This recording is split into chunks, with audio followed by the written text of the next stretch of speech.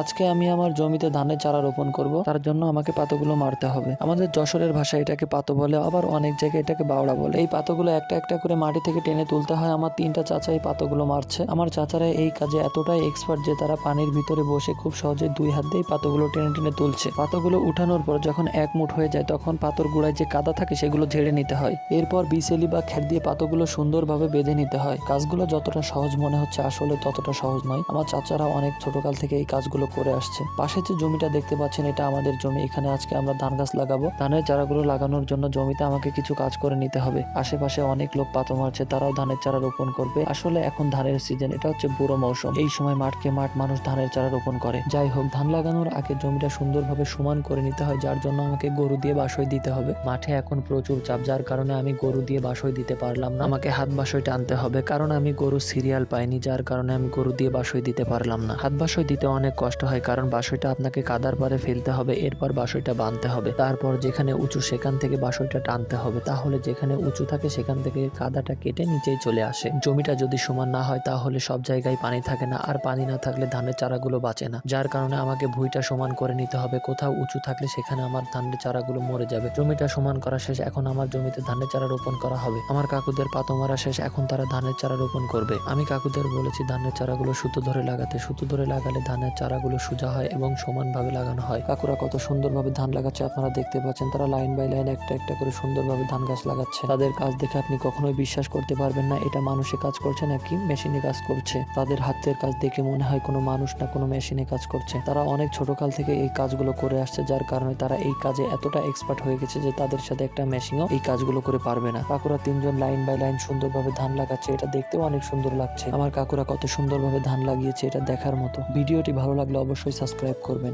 সবাই ভালো থাকবেন, সুস্থ থাকবেন। আসসালামু আলাইকুম।